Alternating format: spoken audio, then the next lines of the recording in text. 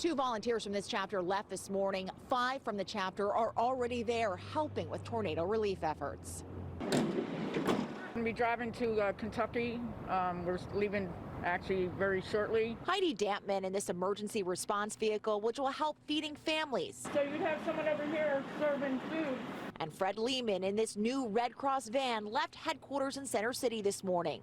Volunteers from the Southeastern PA chapter headed to Kentucky, joining volunteers from around the country. The pictures are horrible. They look horrible. I can imagine what these folks are going through. We're taking 2 vehicles down to do feeding. When I get down there, I'm going to actually transition over to disaster distribution, supplies, that sort of thing.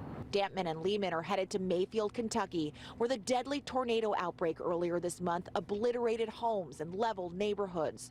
The Red Cross is working on the ground to ensure people have food, shelter, supplies, and emotional support. A number of Philadelphia Red Cross volunteers are in Kentucky this holiday week. They are helping the victims of those devastating tornadoes from last week pick up the pieces.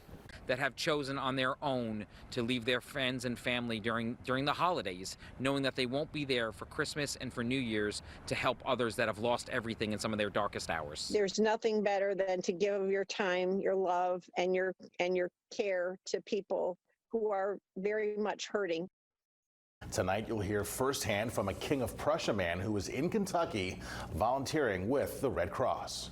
You respond about 15 times a year. Larry Daly is that man. And the first question I had for the retiree is, what makes you volunteer to go to these places where people are at their lowest? It's just something that's in me. I don't know what it is.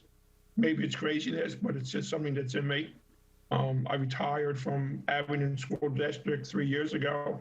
I came back with the Red Cross. I've been on the go ever since. At least 2 people were carried away on stretchers, including a pregnant woman, although no further information has been released about her condition. Fire officials say 2 homes were damaged by the flames. At least 10 people, including neighbors who live adjacent to the scene, were evacuated and later assisted by the Red Cross. Spent the day installing smoke alarms in West Philadelphia.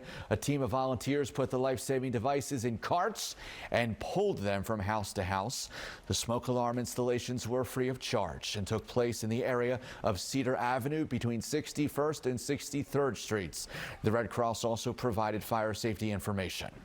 Please have an escape plan. Talk to your family. Have an escape plan. Make sure you have it. You have, studies show you have 2 minutes to, evacuate your house. So it's important to those 2 minutes. Check your smoke alarms. Right now, we're installing 10-year lithium smoke alarms. So we still ask people to check them monthly, but it's very important to have a plan and to have smoke alarms.